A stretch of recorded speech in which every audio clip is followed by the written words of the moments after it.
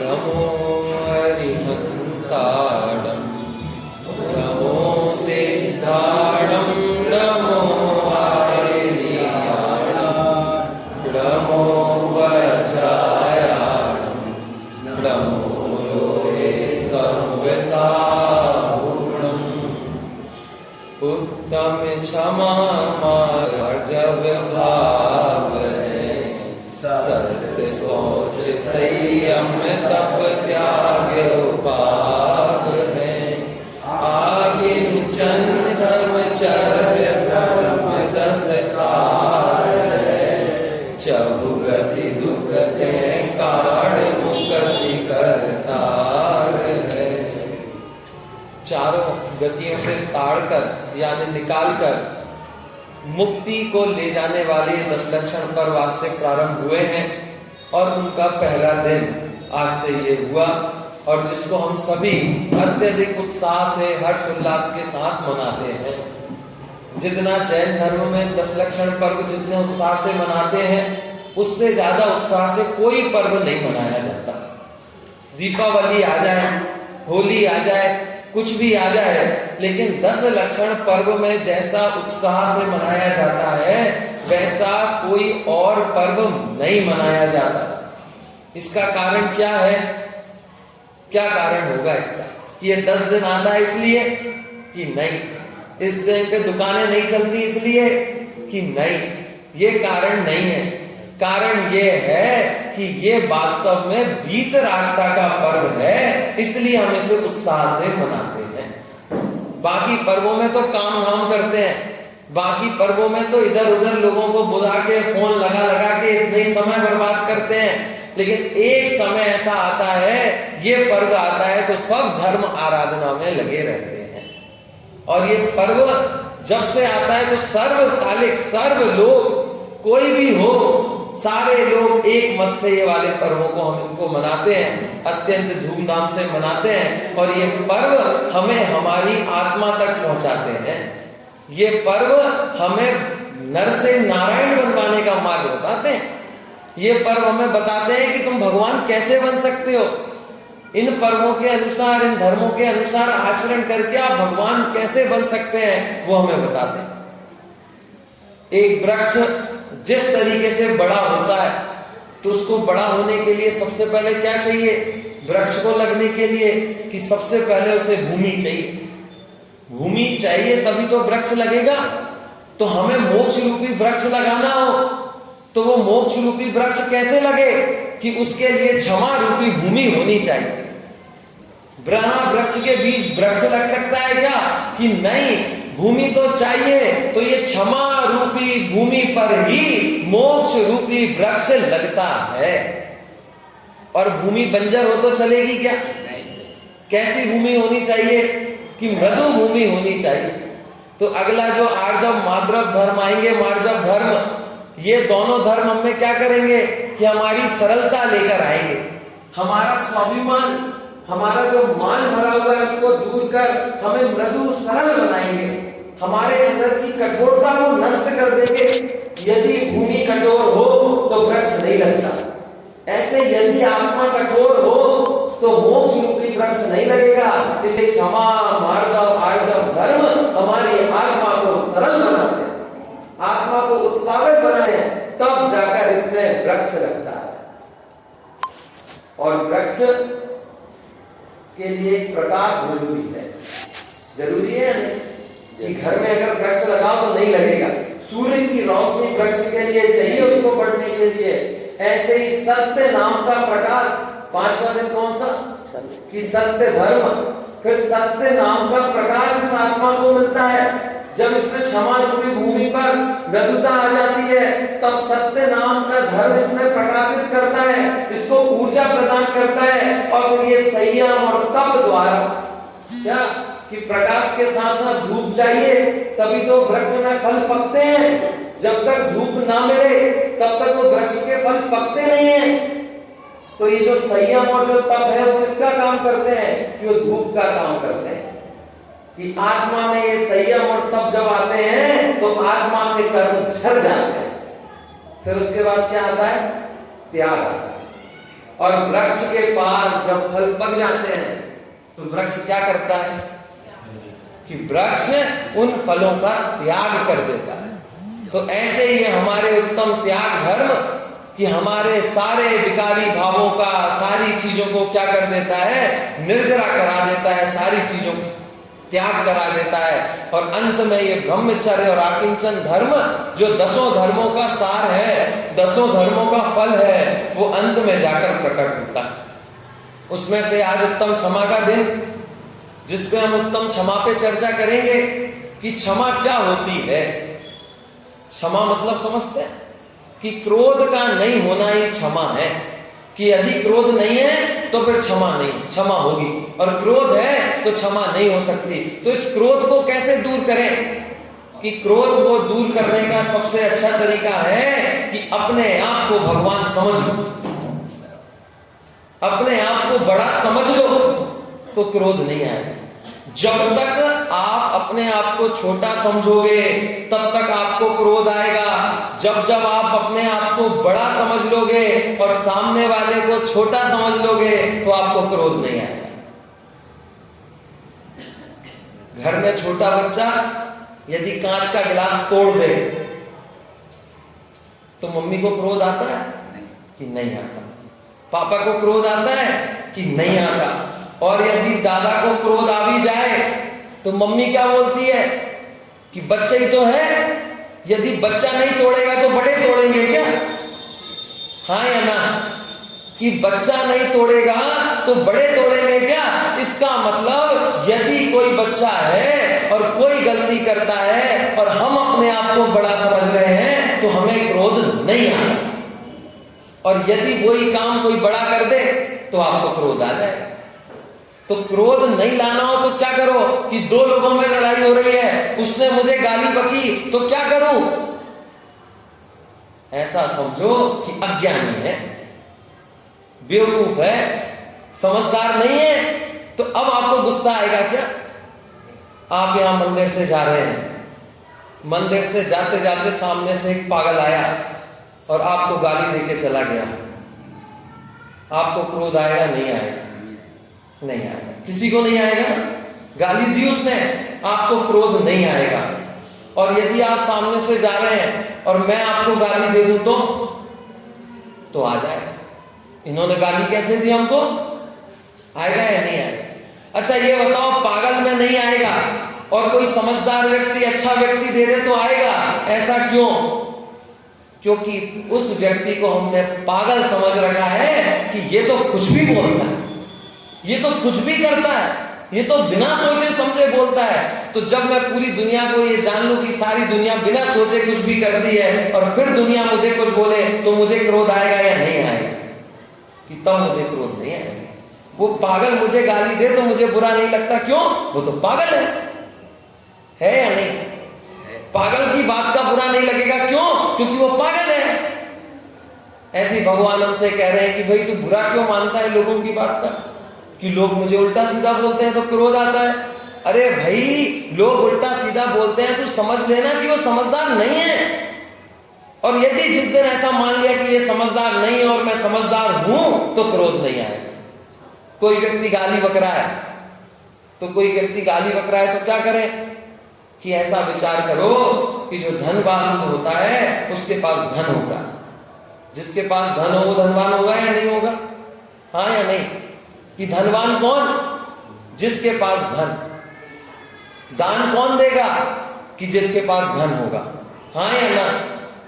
कि दान, किसी ने 1 करोड़ रुपए दान दिया, इसका मतलब क्या? कि धनवान है या नहीं? अगर किसी ने आपको गाली दी, इसका मतलब क्या? किसी ने धन दिया, इसका मतलब क्या? कि उसके पास धन है इसलिए देता है। और धन यदि 1 करोड़ दिया हो तो इसका मतलब उसके घर में कितना करोड़ होगा? कि वो 100 करोड़ होगा तब जाके 1 करोड़ दिया है। 100 10 का 1 करोड़ और 1 करोड़ का 1 करोड़ दे रहे हैं, ऐसा होता है क्या? कि नहीं होता। किसी ने आपको एक गाली दी, इसका मतलब क्या है? कि भाई उसके पास गालियों का स्टॉक बड़ा है, खत्म नहीं हो रहा है तो दे रहा है। गाली वाले ही तो गाली देगा, सज्जन व्यक्ति गाली देगा क्या? गाली दे रहा है इसका मतलब सामने वाला गालियों से युक्त है, उसको दुनिया भर से गालियां पड़ती हैं इसलिए तो वो गाली देता है। उसने गालियां सुनी हैं इसलिए वो गाली देता है। जिसने गालियां नहीं सुनी, जिसके पास गालियां ना हो, वो गाली कैसे देगा? तो जिसके पास 100 गाली पहले से ही है, वो बेचारा एक गाली तेरे पे खाली कर रहा है और तू उससे फिर क्रोध करता है। इससे अच्छा तो है कि क्या करो कि क्षमा भाव धारण कर लो। तो क्रोध कैसे आए? हम दूसरे को यदि ये समझ लें कि भूला है, बेचारा भटका है, कि उसको समझ नहीं है इसलिए ऐसा करता है, तो फिर तो ये क्रोध उत्पन्न ही नहीं होता। क्रोध कब उत्पन्न होता है कि मैं यहां और जिसने कोई गलत काम किया मैं उसको अपनी बराबरी पे लाके रख लेता हूं कि मैं नहीं कर रहा और ये कैसे कर रहा। हम जबरदस्ती उसे अपनी बराबरी पे ला रहे हैं और हम उसे अपनी बराबरी पे लाके सम्मान दे रहे हैं और वो हमारा अपमान कर रहा है और हम दुखी हो रहे हैं। अरे उसे अपनी बराबरी पे ना लाके अपने नीचे ला दिया जाए तो आपको क्रोध उत्पन्न हो ही ना। कि जब व्यक्ति में बड़कपन आ जाता है तब उसको क्रोध नहीं होता। आपने देखा होगा कि जो लोग भी क्रोध करते हैं, जो व्यक्ति जितना क्रोध कर रहा है वो व्यक्ति उतना अज्ञानी है, और जो व्यक्ति जितना शांत है वो व्यक्ति उतना समझदार है। बात 100% सच्ची है या नहीं? कि जो समझदार होता है ना वो जवाब नहीं देता, वो फैला फूसी नहीं करता, वो वाद विवाद में नहीं पड़ता। कल जब आए थे तब सुनील जी बोल रहे थे ना कि राहुल गांधी चिल्लाता रहता है और नरेंद्र मोदी पागल है, उसकी बात पे जवाब नहीं देता। मैंने पूछा क्यों नहीं देता, तो वो बड़ा समझता है अपने आप को, वो समझता है मैं समझदार हूं और ये समझदार नहीं है, तो ये जो भी बोले उसकी बात को जवाब देकर मैं इसको इंपॉर्टेंस क्यों दूं। ऐसे ही हमसे कह रहे हैं कि भाई किसी ने तुझे कुछ कहा और तू उसके पीछे पड़ जाए कि नहीं मैं तो इसको जवाब दूंगा। अरे ऐसा विचार कर ले कि वो समझदार नहीं है, तेरे बात करने लायक नहीं है, तेरे जवाब सुनने लायक नहीं है, तो तेरे अंदर ना तो क्रोध होगा ना तेरा समय बर्बाद होगा।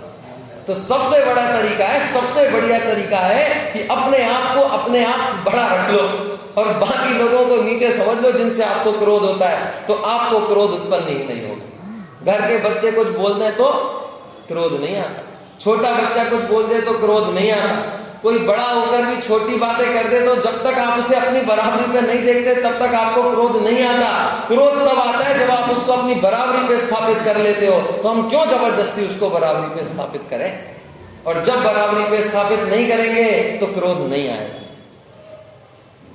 और क्रोध करने के नुकसान क्या क्या, कि क्रोध करने से पूरा बुद्धि चली जाए, प्रतिष्ठा चली जाए, सारी सम्मान चला जाए, सारी चीजें चली जाती हैं एक बार क्रोध करने से। क्रोध और तूफान में एक समानता है, आंधी होती है ना आंधी, क्रोध और आंधी में क्या समानता है कि जब आते हैं तब तो पता नहीं चलता, तब तो आते ही हैं, और जब शांत हो जाते हैं तब पता चलता है कि कितना नुकसान हुआ। क्रोध जब आता है तब पता नहीं चलता क्या करके जा रहा है, और जब क्रोध चला जाता है और ये शांत हो जाता है तब इसको पता चलता है कि भाई क्या क्या नुकसान हो गया।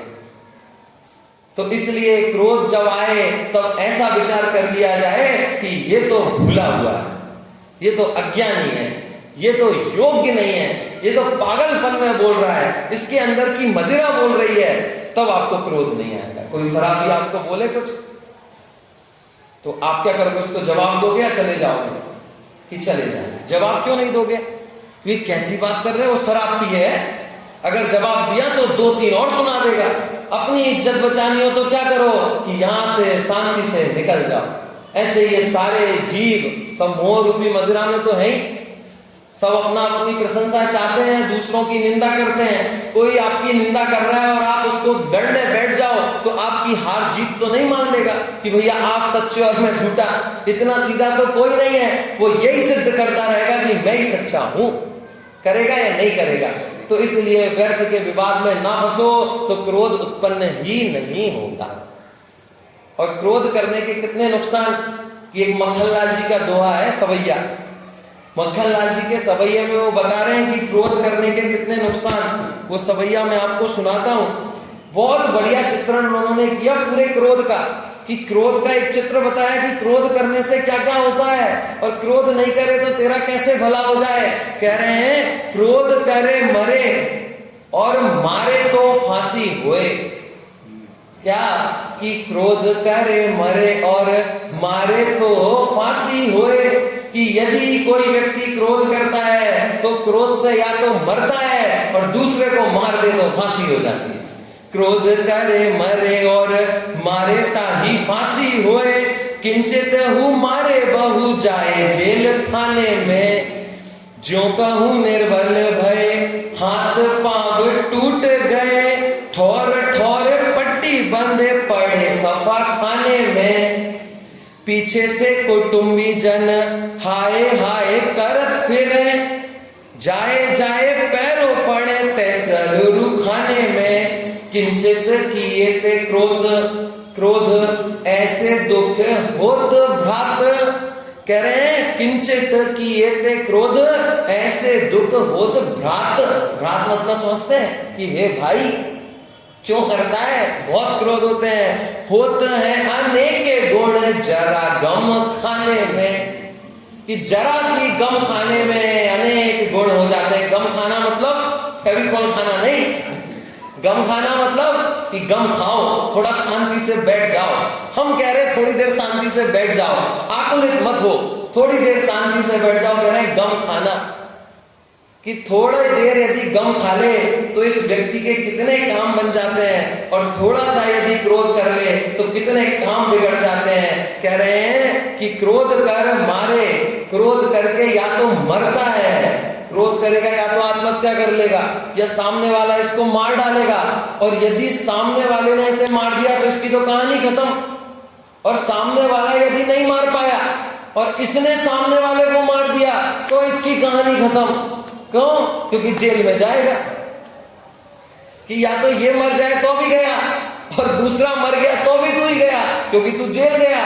और बोले कि नहीं नहीं थोड़ा सा मारा है, जान से नहीं मारा है, तो कहते हैं यदि थोड़ा मारेगा तो जेल में जाएगा। क्या? कि थोड़ा मारेगा तो जेल में जाएगा, क्योंकि आपने सामने वाले को मारा और वो मरा नहीं तो आपसे जय जैन बोल के जाएगा तो नहीं, वो अपना पुरुषार्थ भी दिखाएगा। तो जब सामने वाले को आपने मारा और वो गलती से बच गया तो या तो फिर वो आपको मारेगा या फिर पिटेगा। तो यदि आपने थोड़ा मारा और बेचारा सबल निर्बल हुआ, थोड़ा सा कम बलशाली हुआ आपसे, तो वो घर चला जाएगा और आप जेल चले जाओगे। देखना, क्रोध करने से रास्ता तो कोई नहीं है, या तो तुम मरोगे या वो मरेगा। वो मरेगा तो तुम जेल जाओगे, और यदि वो बच गया, बचने के बाद अगर वो बलशाली हुआ, ताकतवर हुआ, उसने पत्थर मत्थर फेंक के मार दिया तो कि सफा खाने में जाओगे। तो क्या? जो कबहू निर्बल भये हाथ पांव टूट गए, कि और यदि निर्बल हुआ तो हाथ पांव भी टूट सकते हैं भाई, क्योंकि वो बेचारा तुमने मारा है तो थोड़ा तो प्रसाद तुमको भी मिलेगा, तो हाथ पांव तो तुम्हारे भी टूटेंगे। तो हाथ पांव टूट जाएंगे, फिर क्या होगा कि इधर उधर फ्रैक्चर की पट्टियां बांधकर इधर उधर घूमते रहोगे और अस्पताल में पड़े रहोगे। किससे? सिर्फ एक क्रोध के करने से सारी परिस्थिति, या तो मरोगे या वो मरा तो जेल जाओगे, और यदि वो नहीं मरा और वो ताकतवर हुआ तो हाथ पैर टूटेंगे। हाथ पैर टूटेंगे तो क्या करोगे कि हाथ पैर टूटेंगे तो हॉस्पिटल में पड़े रहोगे। आंख मांख टूट गई, नाक मांख टूट गई, हाथ टूट गया तो जिंदगी भर के लिए अपंग बन के रह जाओगे। चलते नहीं बनेगा तो लकड़ी लेके चलते रहोगे, सीढ़ियां नहीं चढ़ पाओगे, कुछ नहीं कर पाओगे। कि जरे से क्रोध में अगर किसी से लड़ाई हो गई तो अस्पताल में पड़े रहोगे, और तुम तो अस्पताल में पड़े रहोगे। और जो बेचारा वो धक्के गया है उसने यदि शिकायत कर दी तो क्या होगा कि तुम तो जेल में पहले दिन जाओगे, फिर उसके 1 महीने बाद तक तुम्हारे परिवार वाले तहसील का अदालत में जाएंगे, तहसील थाने में जाएंगे, पुलिस वाले के माफ कर दो भैया, केस वापस ले लो भैया, कोर्ट में चक्कर लगाते रहेंगे। तो कह रहे हैं पीछे से कुटुंबी जन हाय हाय करत फिरे, कि हाय हमारा बेटा तो जेल का लो, कि हाय हाय करके पूरे गांव में बेचारे परेशान होते रहेंगे, और जाए जाए पैरों पड़े तैसे लोरू खाने में, और इधर उधर पुलिस वालों के चक्कर में उनके पैरों में पड़ते रहेंगे, नेताओं के पैरों में पड़ते रहेंगे। किस लिए? कि उन्हें तुम्हें बचाना है। जेल चले जाओगे तो पुलिस वाले कैसे, कौन है भाई, क्या काम है, उधर बैठ जा, घुटने पे बैठ जा, मुंह में से आवाज नहीं निकालना, ऐसा ही होता है। खैर आप लोग तो गए नहीं होंगे, मूवियों में तो देखा होगा कि पुलिस में जाने पे जेल में जाके कोई चाय कॉफी थोड़ी ना आएगी, क्या होगा कि बैठ जाओ उधर जाके, फिर बोले हमारे बच्चा चुप हो जा अभी, बिल्कुल मत बोल, ऐसा होगा। तो परिवार वाले भी परेशान होंगे, तू तो परेशान हुए ही, पूरे परिवार को परेशान कर लेगा। इसलिए कह रहे हैं किंचित किएते क्रोध, कि इतना सा क्रोध करने पर इतने सारे दुख होते हैं। क्रोध कितना सा होता है, 1 मिनट आता है क्रोध, और दुख कितने होते हैं कि इतने सारे दुख होते हैं। इसलिए यदि 1 मिनट के लिए यदि गम खा लिया तो इतने सारे दुर्गुणों से, इतने सारी बुरी चीजों से, इतनी सारी समस्याओं से, परेशानी से बच सकता है, सिर्फ इतने समय के लिए क्रोध था। यशोधर मुनिराज पे उपसर्ग हुआ, किसने किया, राजा श्रेणिक ने। क्या किया कि मुनिराज वन में तपस्या कर रहे हैं, यशोधर मुनिराज और राजा श्रेणिक आए, और राजा श्रेणिक ने देखा कि नग्न दिगंबर साधु यहाँ तपस्या कर रहे हैं और मेरी पत्नी इनकी बहुत प्रशंसा करती है, बहुत इनका गुणगान करती रहती है, चलो इन पे उपसर्ग करता हूं, चलो इनकी परीक्षा लेता हूं। वो गया, उसने सांप उनके गले में डाल दिया।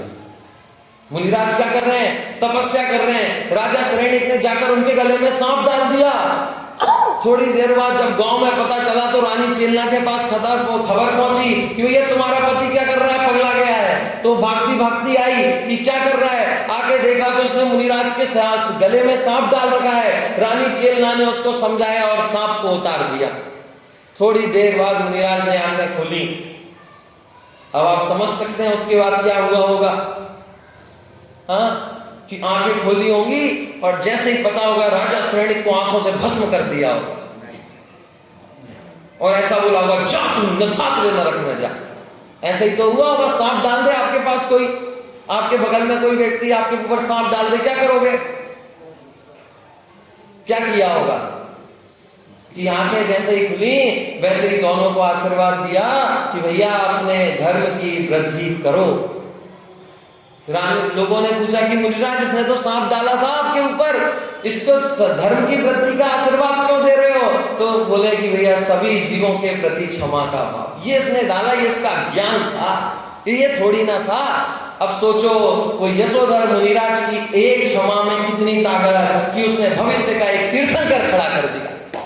उस क्षमा के भाव से कि हो इन मुनिराज पर मैंने उपसर्ग किया और मुनिराज ने मुझे क्षमा कर दिया, ऐसे कर्म प्रकृति बन गई कि अगले जन्म में नरक से निकलकर अगली 24वीं में पहले तीर्थंकर होंगे।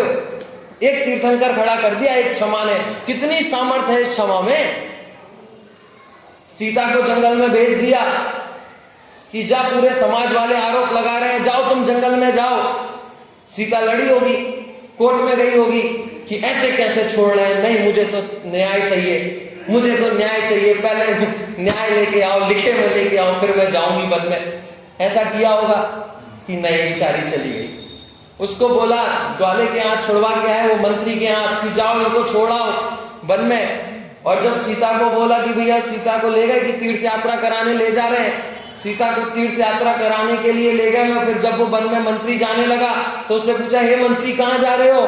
तो उसने कहा भैया राजा का आदेश है कि आपको यहीं वनवास में छोड़ के जाना है। सीता रोने लगी या नहीं? कि भैया जो समझदार लोग होते हैं वो रोने धोने का काम नहीं करते। सीता ने कहा कि भाई ठीक है। कहते हाँ ठीक है, बस अपने राजा से थोड़ी संदेश दे देना। क्या कह देना कि कहा इतना ही सीता ने, नहीं अपराध तुम्हारा है, कर्म फल पूरब का जानो, कर्म बल सबसे न्यारा है। किया होगा कोई अपराध विगत भव में मैंने, कि विगत भव में मैंने कोई अपराध किया होगा, उसके फल में मुझे ये वनवास मिला है। यदि तुम्हारे राजा को ऐसा लगता है कि उसने मुझे वनवास दिया है तो उसको बोल देना कि इसमें तुम्हारा कोई भी अपराध नहीं है। बेचारी सीता, कैसी जिंदगी उसकी कि एक राजकुमारी शादी करके जब घर में आई तो वनवास भेज दिया। वनवास से जब लौट के आई तो रावण उठा के ले गया। रावण से बच बचा के वापस आई तो अग्नि परीक्षा हुई, अग्नि परीक्षा के बाद फिर वापस निकल गई, फिर जंगल में लपकुश हुए, ढूंढते रहे और फिर वापस आई तो सबने स्वीकार किया, तो उसने कहा अब नहीं करना। मैंने देख लिया इस दुनिया की प्रति इतने संकट, लेकिन फिर भी कैसी कि क्षमा, किसी से राग नहीं, किसी से द्वेष नहीं, किसी से क्रोध नहीं, सबके प्रति क्षमा का भाव कि भाई आपकी गलती ही नहीं है। जब हमारे साथ कोई अन्याय करे तो ऐसा विचार नहीं करना कि ये व्यक्ति बुरा है, ऐसा विचार करना कि कोई मेरे साथ बुरा तभी कर सकता है जब मैंने पूर्व में कोई बुरे काम किए हों। मैंने यदि किसी का बुरा नहीं किया तो कोई मेरा बुरा नहीं कर सकता। मुझे तकलीफ आ रही है, इसका मतलब मैंने किसी को तकलीफ दी होगी। मेरे कर्म बंधे हुए कर्मी तो उदय में आ रहे हैं, तो मेरे कर्म के उदय में आने पर मैं दूसरे को दोष क्यों दूं? कि अपने कर्मों का जब विचार करते हैं तब क्रोध नहीं आता। दूसरा कारण बता रहा हूं क्रोध नहीं आने का। पहला कि सामने वाले को अपने से छोटा समझ लो तो क्रोध नहीं आएगा। अपने आप को बड़ा समझ लो, बड़कपन, वैसा बड़कपन यानी मान नहीं, बड़ा नहीं, बड़कपन कि भाई मैं ज्यादा समझदार, तुम कम समझदार, तो मैं ज्यादा समझदार, तो तुम्हारी बातें मायने नहीं रखती। दूसरा कि यदि कोई तुम्हारे साथ बुरा करता है तो क्रोध क्यों ना आए, कि ऐसा विचार कर लो कि भाई मेरे कर्म के उदय आने पर ही क्रोध आता है, कोई मेरा बुरा करता है, मैंने कोई बुरे काम किए होंगे इसलिए व्यक्ति मुझे परेशान कर रहा है, तब जाके आपको क्रोध नहीं आएगा। तीसरा, और दो कारण हो गए। तीसरा क्रोध नहीं आने के, जब आपको आपका लक्ष्य दिखता है, जब आपको आपका प्रयोजन दिखता है, जब आपको ऐसा लगता है कि क्रोध करने से मेरा नुकसान हो जाएगा, तब आपको क्रोध नहीं आता।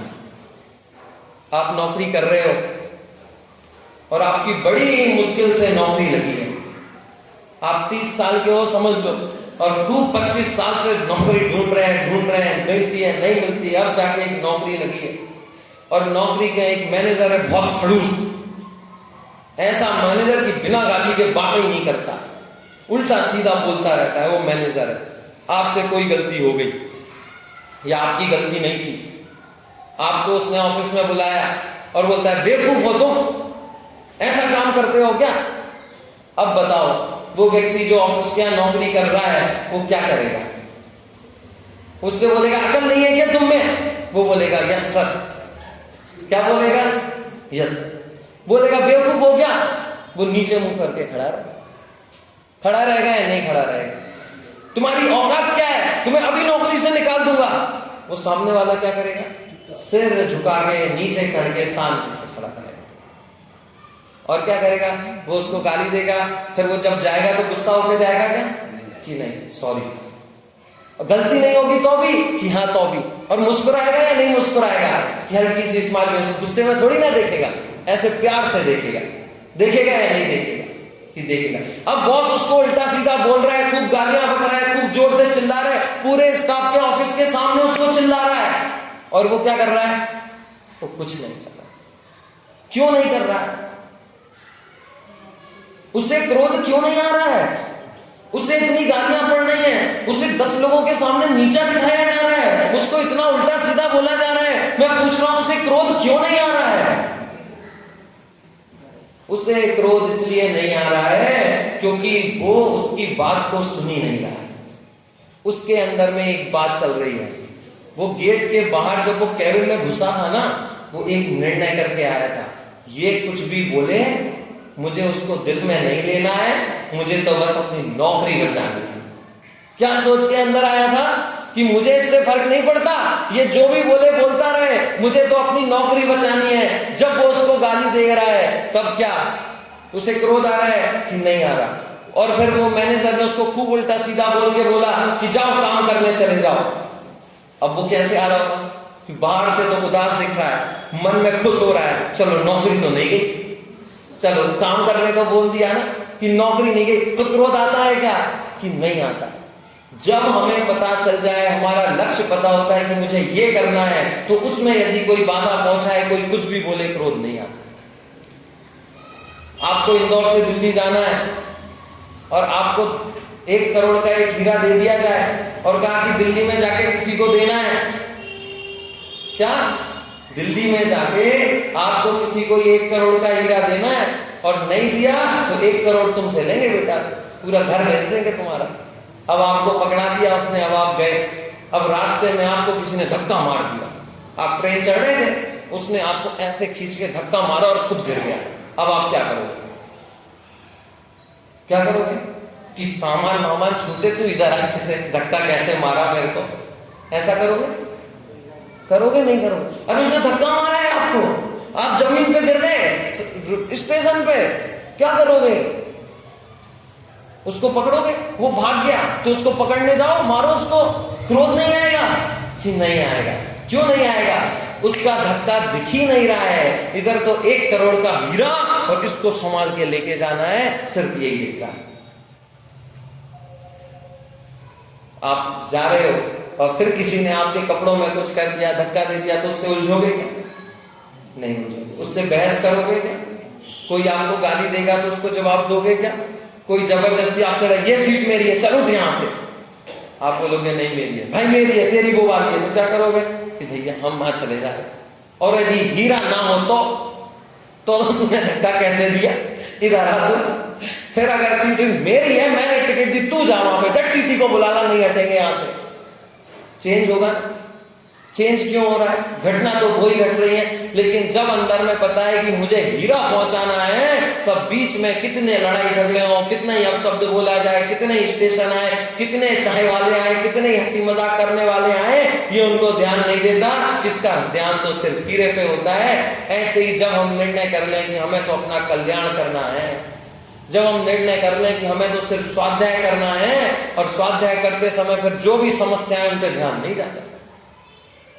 अभी आया ना कि यदि क्रोध आया, इसका मतलब क्षमा नहीं दी, कि क्या हम तो बाद में चालू कर लेंगे, हम 5 मिनट बाद चालू कर लेंगे, हमें तो जिनवाणी सुनने आए हैं तो जिनवाणी सुन के ही जाएंगे, हम तो आराम से सुन लेंगे। तो यही तो उत्तम क्षमा है कि भाई सामने वाला यदि अज्ञानवश या कोई गलती कर दे, भूल कर दे, तो खुद समझदार होकर उसको क्षमा कर देना। यही तो वास्तव में क्षमा धर्म है, यही तो हमें करना है। दूसरे की अज्ञानी के पीछे पड़ जाए तो क्या क्षमा होगी? लेकिन नहीं, ये चीजें हमें भाती नहीं है। हमें लगता है कि हम क्रोध करेंगे तो हम बड़े बने रहेंगे, लोग हमसे डरते रहेंगे। इसलिए क्रोध करने वाला क्रोधी व्यक्ति कभी अपनी गलती मानता ही नहीं है, वो कभी बड़ा बनना चाहता ही नहीं है। वास्तव में वो जो बड़ा बनना चाहता है वो भ्रम में है। आपको किसी से कोई गलती हो गई, देखो मैं एक उदाहरण देता हूं बहुत बढ़िया। एक व्यक्ति एक होटल में गया, क्या कि आप कभी एक होटल में खाना खाने गए, वैसे तो नहीं जाते होंगे, लेकिन चलो गए, 5 स्टार होटल में खाना खाने गए, टेबल पे बैठे। सुबह अशोक जी की बात हुई थी कि सुबह खाना खाने गए, टेबल पे बैठे, और आपसे क्या हुआ कि जब वो खाना दे रहा था ना, तो खाना देते समय आपका हाथ लग गया और जो पनीर आपने मंगाया था वो पनीर की सब्जी नीचे गिर गई। क्या कि आपकी गलती से पनीर की सब्जी नीचे गिर गई, पूरी टेबल गंदी हो गई है, पूरा जमीन में फर्श में पनीर पनीर ही दिख रहा है। लोग आपको देख रहे हैं कि कैसा आदमी है, गवार, खाना नहीं आता होटल में, 5 स्टार होटल में आए ही क्यों जब इसको खाना नहीं आता है, तो ढाबे में चला जाता। सब ऐसे आपको देख रहे हैं घूर घूर के, और आप शर्मिंदा हो के ऐसे खड़े हैं, कोई देख तो नहीं रहा है। इतने में मैनेजर आया, और मैनेजर आया तो आप डर रहे हैं कि भैया मैनेजर चिल्लाएगा, मैनेजर चिल्लाएगा। और मैनेजर ने आके वेटर से कहा कि आओ ये साफ कर दो। क्या होगा कि आओ और ये साफ कर दो, ठीक है। अब आप सोचे कि टेबल गंदी, फिर उसने बोला कि सर आप इस टेबल की जगह उस टेबल पे शिफ्ट हो जाएंगे। क्या बोला मैनेजर ने? सर आप इस टेबल की जगह गंदी हो गई है तो आप उस टेबल पे चले जाएंगे, उस वाली में आपको उसमें भिजा दिया। सर जो गिराया मैं आपको दोबारा भिजवा देता हूँ, आप 5 मिनट इंतजार करो। आपके साथ ऐसा कर दिया, अब बताओ अब क्या होगा? भैया आप तो उसे 500 रुपया ज्यादा दे आओगे, और कि अगली बार से तो उसी होटल में जाएंगे और पूरे इंदौर की होटलों में बाना बंद होगा या नहीं होगा? अब कोई आपका दोस्त बोले यार मेरे परिवार को लेके होटल में जाना है, कौन सी में जाऊं, कितना टाइम लगाओगे सोचने में? कि तुरंत एक ही नाम, क्यों उस होटल में चला जा। क्यों चला जा? क्योंकि भाई उसने क्रोध नहीं किया और मेरी गलती होने पर भी क्षमा कर दिया, तो बड़ा हो गया या छोटा हो गया? वो मैनेजर, वो होटल आपके लिए बड़ी हो गई या छोटी हो गई? कि वो बड़ी हो गई। और यदि वो क्रोध कर देता तो, और यदि वो आपको 2-4 सुना के भगा देता तो 250 रुपए के चक्कर में वो जिंदगी भर का नुकसान कर देता। और आप अब बंद उस होटल में, आज के बाद कभी जाना ही नहीं उस होटल में, अपने जान पहचान वाले को आज के बाद कभी भेजना ही नहीं। आपकी अगर दुकान उसके होटल के सामने होती और आपका कोई अपना जा रहा तो आप अपनी दुकान छोड़ के उसे पकड़ते, इधर मत जा भाई, बेकार होटल है। किससे फर्क पड़ता है ये? कि सामने वाले ने आपको क्षमा कर दिया तो आपको लगता है क्षमा करने से आप छोटे हो जाओगे। नहीं, क्षमा करने से व्यक्ति बड़ा होता है। क्षमा वीरस्य भूषणम, कि क्षमा करने से तो व्यक्ति महान बनता है, व्यक्ति बड़ा बनता है, और क्रोध करने से व्यक्ति छोटा बनता है। तो ये क्षमा तो महान बनाने वाली है। और ये क्षमा ये अंदर चलती है, ये बाहर की प्रवृत्तियों से इसे मत देखना। कोई व्यक्ति जरा सी गलती कर दे, क्रोध कर ले, तो उसे क्रोध कसाई घोषित मत कर देना। ये क्षमा अंतर चलती है। जब एक बच्चा अपना काम नहीं करता और उसकी माँ उसको बार बार बोलती है तो उसकी माँ उसको चिल्ला के बोलती है, कैसी औलाद है, काम नहीं कर रही है, तुझे आके भैया के पीटूंगी अभी अगर 5 मिनट में नहीं आया तो। 5 मिनट में नहीं आया तो मम्मी रोटी बना रही होती तो बेलन दिखा के, इस बेलन से तुझे मारूंगी। होता है, अब तो नहीं होता होगा, पहले होता था। हमने तो खूब डांट खाई, ऐसे मम्मी पकड़ के ऐसे जमीन पे ऐसे मार देती थी, पकड़ के। अगर 5 मिनट में नहीं आया तो पापा को फोन लगाऊंगी, पटक के पिटवाऊंगी। इतना सब कुछ बोल रही है मम्मी। बताओ क्रोध है या नहीं है? अरे क्रोध क्यों नहीं है? पटक के मारने की बात कह रही है। ये कह रही है कि चिमटा से जला दूंगी अगर काम नहीं किया तो। ये प्रेस करते जब बच्चे दिक्कत करते हैं ना, तो प्रेस कर रही होती हैं और बच्चे बीच में आगे घुटने पे चल के आगे वो प्रेस में घुसते हैं, तो उसको डराती है ना प्रेस करके, जला दूं। और जलाने पर मैं जला दूंगी बोला पड़ जाएगा, ऐसा बोल रही है। लेकिन उसमें क्रोध है या नहीं है? कि क्रोध नहीं। तो अंतरंग में है, बाहर में शब्द भले ही क्रोध के निकल रहे हो लेकिन उसके अंतरंग में क्रोध नहीं चल रहा है। इतना बोलने पर भी उसके अंदर में तो ममता ही है कि अच्छा अगर बच्चा फिर भी आ जाए तो जला देगी क्या? नहीं जलाएगी। और कभी कभी क्रोध ना दिखे तो अभी क्रोध होता है। मंदिर में आप आए, अभिषेक कर रहे हो, अभिषेक करते करते आपको क्रोध है या नहीं है? कि नहीं, क्रोध कहां है? बिल्कुल भी क्रोध नहीं है। पूजन कर रहे हैं, क्रोध कैसे होगा? नहीं होगा ना। सारे लोग पूजन कर रहे हैं यहाँ पे लाइन से, अभिषेक के लिए लाइन लगी है यहाँ से लेके। कोई क्रोध वाला लग रहा है क्या आपको? कि नहीं लग रहा है, एक भी नहीं है ना, नहीं लग रहा। इधर से एक बच्चा भगता हुआ आया और बच्चा भगता यहाँ पे चटाई में फंसा गिर गया और उन धोखे दुपट्टे बालों से गले लग गया। Hi hello. अब बताओ, अब इधर जो लाइन लगा के खड़े थे अब क्या करेंगे? किसका बच्चा है यहाँ पे? कौन इसको छोड़ गया है? पकड़ो इसको। आएगा या नहीं आएगा? क्रोध आया तो क्रोध था इसलिए आया कि ऐसी अचानक से ऊपर से आ गया? कि क्रोध था इसलिए क्रोध आया।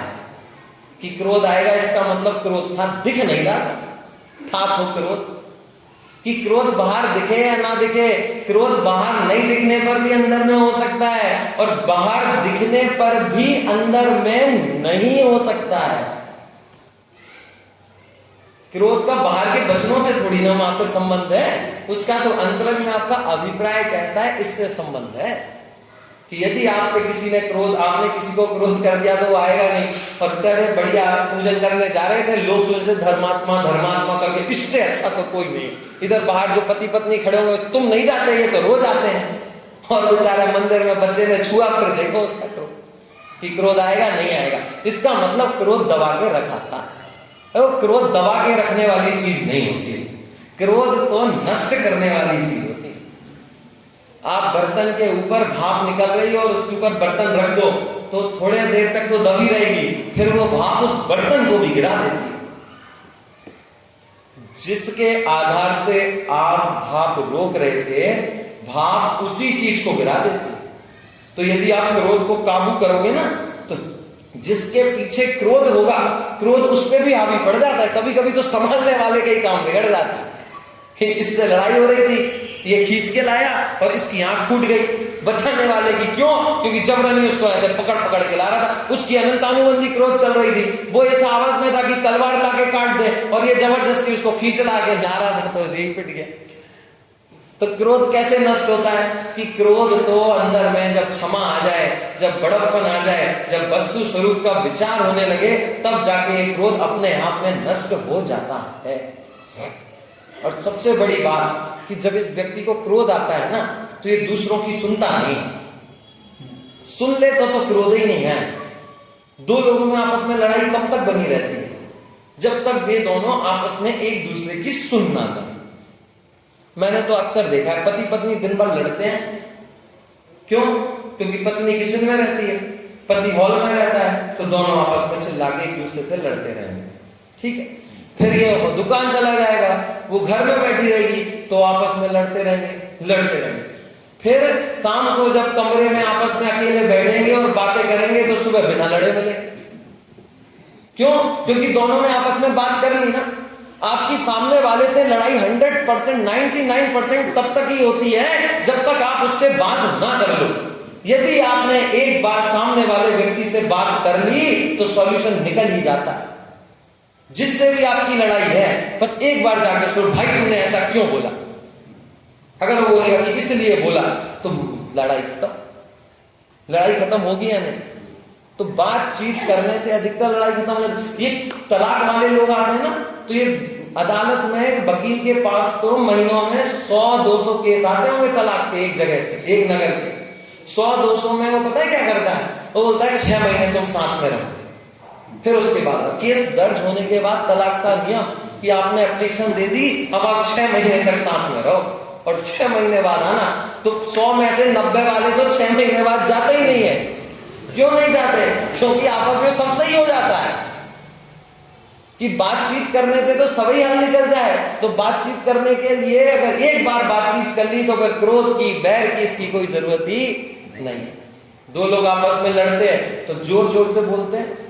एक बच्चा आया और दोनों एकदम आमने सामने खड़े, और ये इसको चिल्ला रहा है, ये इसको चिल्ला रहा है। बच्चे तो बेचारे मासूम होते हैं, उनको तो सब जानना होता है। बोला भैया ये दोनों इतने पास पास खड़े हैं, फिर भी एक दूसरे पे चिल्ला क्यों रहे हैं? खड़े तो क्या है कि पास पास। कितने पास पास? कि आमने सामने खड़े। तो जब आमने सामने खड़े हैं, तो एक दूसरे पे चिल्ला क्यों रहेंगे? बताओ क्यों चिल्ला रहे हैं? तो मैंने उस बच्चे से कहा कि बेटा ये देखने में तो पास पास लग रहे हैं, लेकिन है ये बहुत दूर दूर।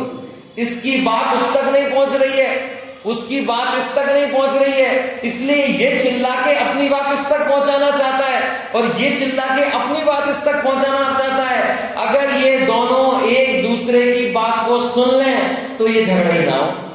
समस्या तो यही है कि इसकी बात उस तक नहीं पहुंच रही और उसकी बात इस तक नहीं पहुंच रही, इसलिए ही झगड़ा हो रहा है।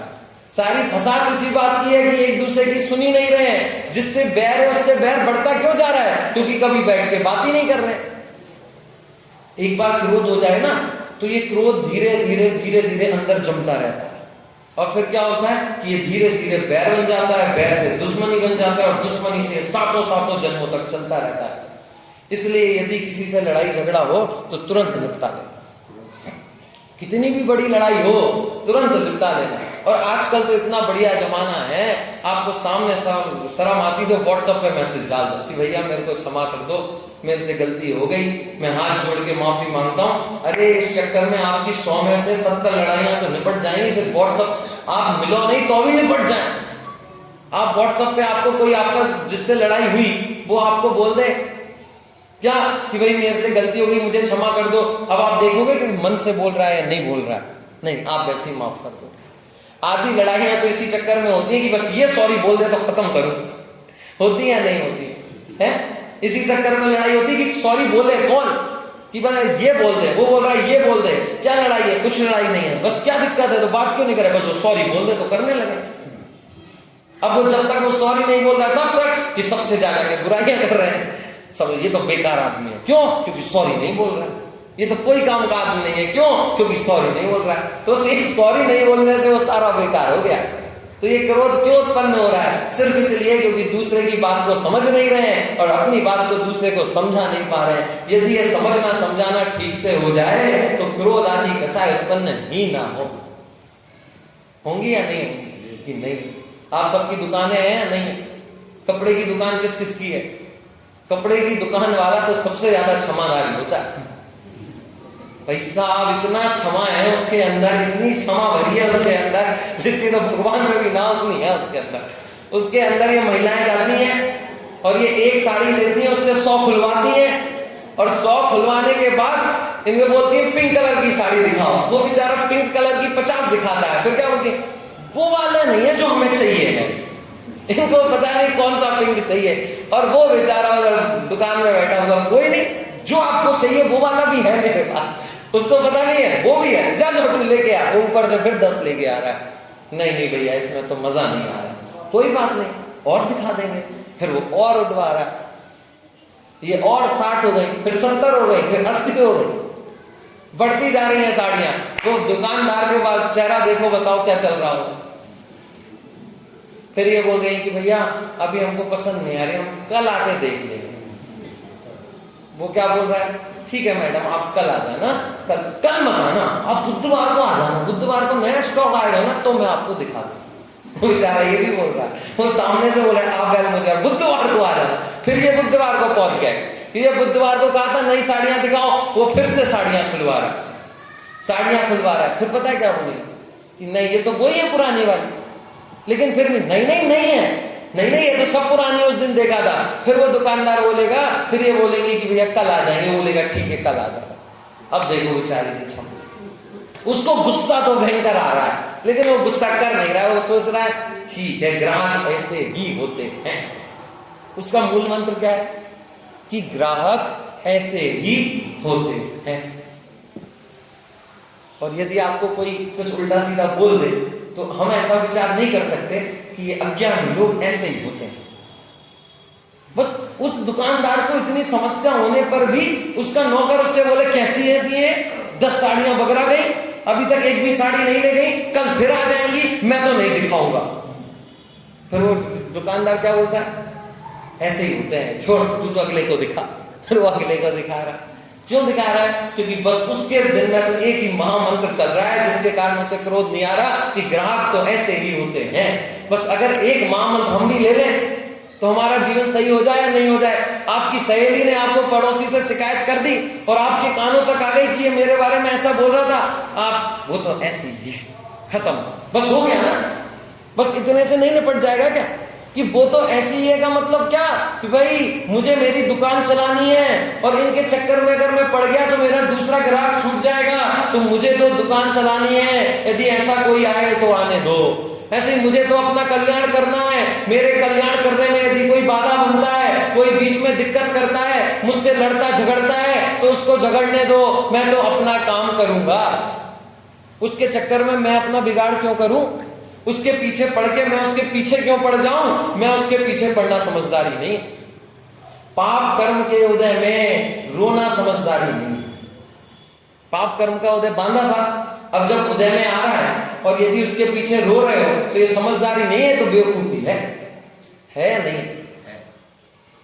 कि मेरे कुर्ते में दाल का दाग लग जाए और अब मैं क्या करूं कि इसने मेरे कुर्ते पे एक दाल गिराई, लो पूरी कटोरी में उसके ऊपर डाल दो, तो मेरा कुर्ता साफ होगा या नहीं होगा? नहीं होगा। तो मैं क्या करूं उस कुर्ते को साफ करने के लिए? थोड़ी थोड़ी दाल और जगह लगा लूं, क्या डिजाइन बन जाए जिससे? हाँ, आजकल ऐसा होता है इधर एक दाल गिर रही, क्या करो कि इधर भी गिरा लो, इधर भी गिरा लो, इधर भी गिरा लो, तो लोग सोचेंगे पंडित जी डिजाइनदार कुर्ता पहन के आए। तो समझदारी है क्या? नहीं समझदारी। घर जाओ, घर जाके उसको पानी से साबुन लगा के धो लो तो साफ हो जाएगा।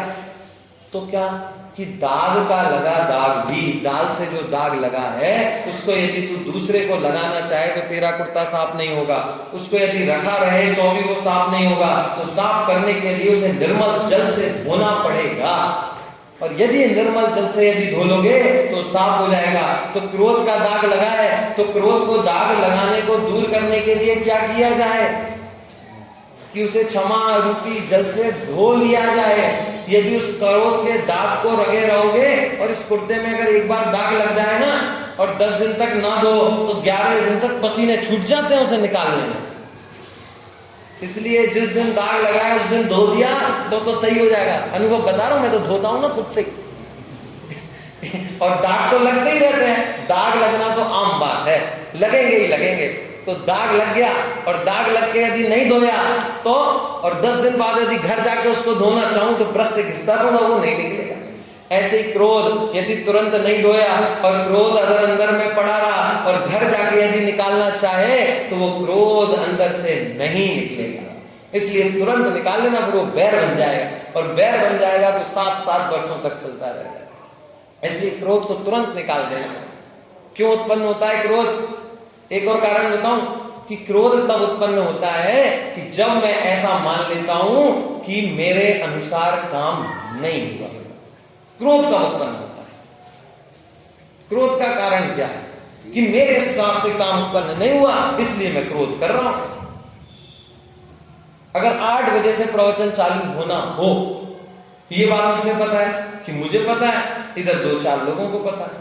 अब 8 बजे से प्रवचन चालू नहीं हुआ तो हम 2-4 को ही क्रोध आ रहा है। बाकी जिनको पता ही नहीं है कि 8 बजे से ही होना था, वे सोच रहे हैं कि 8:15 से होना होगा, वो तो मस्त बैठे, उनको क्रोध ही नहीं आ रहा है। क्यों?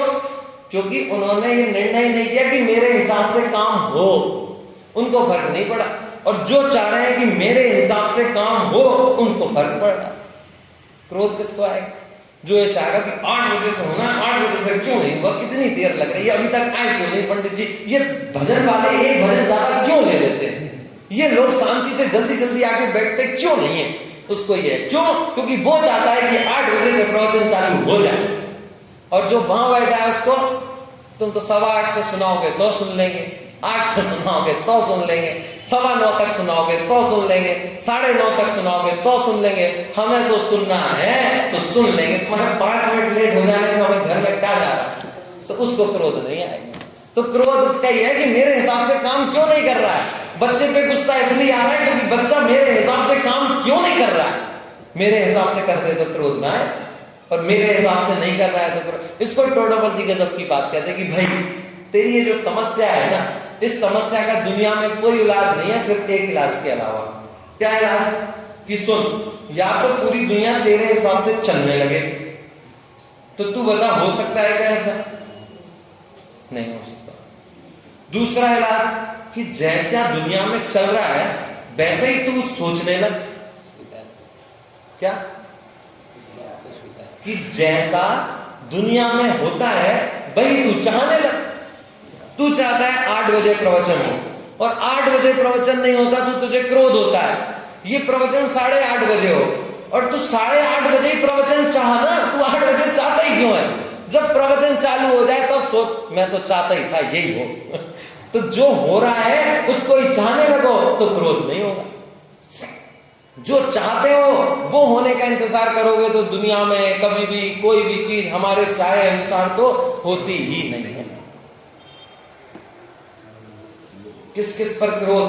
कि अपने पर क्रोध। ये तो मैं क्रोध की बात कर रहा हूं। क्षमा कैसे प्रकट करें, क्षमा कैसे आए, हमें क्रोध कितने प्रकार का है, किस किस पर है? कि देवशास्त्र गुरुओं के प्रति क्रोध है, अपनी आत्मा के प्रति क्रोध है। ये क्रोध तो मैं दूसरों की बात कर रहा हूं, देवशास्त्र गुरु के प्रति क्रोध होता है। क्रोध बताऊं कैसा क्रोध होता है? कि हमारे जयपुर में हमारे मंदिर में लोग दर्शन करने आते हैं, दर्शन करने आएंगे तो गाड़ियों से आते हैं क्योंकि दूर दूर घर होते हैं, तो गाड़ियों से आएंगे, गाड़ी आएगी, उनका बच्चा उनको लेके आएगा, गाड़ी रुकेगी, उसमें से एक बूढ़ी काकी निकलेंगी, डंडा निकालेंगी, वो धीरे धीरे धीरे धीरे 10 मिनट में मंदिर पहुंचेगी, मंदिर में 5 मिनट दर्शन करेंगी, फिर धीरे धीरे धीरे धीरे धीरे गाड़ी में जाएंगे, और ये व्यक्ति उधर बैठ के मोबाइल चलाए। 25 मिनट रखा रहा गाड़ी, 25 मिनट मंदिर के सामने गाड़ी खड़ी रही, लेकिन इसको यह विचार नहीं आया कि 25 मिनट क्या करूंगा, चलो मैं भी दर्शन कर ही आऊंगा। ऐसे कई लोग, एक नहीं कई लोग ऐसे हैं कि उनके घर वाले उनको दर्शन कराने ले जा रहे हैं, तो दादी को दर्शन कराने ले गए, दादी ने दर्शन किए और दादी आ गई और चलो दादी, मतलब अच्छा खासा बेटा ड्राइवर का काम कर रहा है तो बेटा मंदिर ज्यादा दादी के साथ मंदिर में दर्शन कर लेता नहीं, लेकिन फोन चला रहा है। क्या है कि देव भगवान को देखने का विचार ही नहीं आ रहा, ये उनके प्रति अनंत क्रोध है, उसको अनंतानुबंधी भरी पड़ी है अभी कि क्रोध में हम सामने वाले का चेहरा नहीं देखना चाहते। जिससे लड़ाई झगड़ा हो वो यदि इधर आ जाए, भैया ये आएगा या फिर हम आएंगे, यदि ये ट्रस्टी बना रहे हो तो हम तो इस्तीफा दे रहे हैं, हम नहीं रह सकते इसके साथ। तो क्रोध वाले जिससे बैर है उसका चेहरा नहीं देखना चाहते। किट्टी पार्टी में यदि ये आ रही है तो हमारा नाम काट देना भैया तुम्हारे में से, अगर वो आ रही है तो हम नहीं आएंगे। होता है ना ऐसा कि नहीं? तो ऐसे ही जिनेंद्र भगवान के दर्शन सामने हैं और जिनेंद्र भगवान के दर्शन को बिना किए जा रहा है, 25 मिनट तक टाइम बर्बाद कर रहा है, लेकिन अंदर जाके दर्शन करने का भाव नहीं आ रहा। इसका मतलब अनंत संसार है और अनंत क्रोध पड़ा हुआ है। ऐसे ही शास्त्रों के प्रति क्रोध है, गुरुओं के प्रति क्रोध भरा हुआ है, अपनी आत्मा के प्रति क्रोध है कि उसको जानने नहीं चाह रहा है, उसको देखने ही नहीं चाह रहा है, उसको जानने के लिए समय देने ही नहीं चाह रहा है। दुनिया भर की चीजों को जान रहा है, दुनिया भर की चीजों के लिए समय दे रहा है, लेकिन अपने को जानने में, अपने में लीन होने में, अपनी आत्मा को समझने में समय ही नहीं लगा रहा और पूरी दुनिया के पीछे पड़ा है। और पूरी दुनिया के पास जाने पर तो क्रोध ही क्रोध मिलेगा, नियम है ये। तो अन्याय का नाम ही संसार है, और यदि कोई संसार में न्याय ढूंढना चाहे तो मूर्ख है। दुखों का नाम ही संसार है, और कोई संसार में सुख ढूंढना चाहे तो मूर्ख है। कि संसार में सुख है क्या? कि जहां सुख है ही नहीं वहां सुख मिलेगा कैसे? फिर भी ये ढूंढता है कैसे भी करके मैं संसार में सुखी हो जाऊं, तो सुखी हो ही नहीं सकता। सिस्टम ही नहीं है हमारे पास, वो है ही नहीं, चीज ही संभव नहीं है, तो तुम्हारे कहने से कहां से हो जाएगी? शक्कर घर में आई है और ये सोच रहा है, पूजन कर रहा है भगवान की कि भैया मैं 1000 उपवास करूंगा यदि घर में आई हुई शक्कर खाली निकल जाए। हो सकता है घर में आई हुई शक्कर खाली हो जाए, 1000 उपवास करूंगा, वो 1000 के तो 25,000 उपवास कर ले तो भी वो खाली ना हो। क्यों? क्योंकि उसके स्वभाव में ही नहीं है खाली होना, उसमें है ही नहीं ना। तो जहां क्रोध है ही नहीं वहां क्षमा है ही नहीं, वहां क्षमा ढूंढ रहा है। जहां क्रोध ही क्रोध है वहां क्षमा ढूंढ रहा है, तो मिले कैसे? इस संसार में तो किसी से भी बातें करोगे तो राग, द्वेष और कसाय और क्रोध ही उत्पन्न होंगे। सिर्फ अपनी आत्मा में जाने पर क्रोध उत्पन्न नहीं होता। तो जब अपनी आत्मा की शरण में चले जाएं, जब अपने स्वभाव के सन्मुख हो जाएं, तो वैसे ही ये क्रोध दूर हो जाए। और यदि तब तक ये क्रोध दूर नहीं हो रहे तो इतने सारे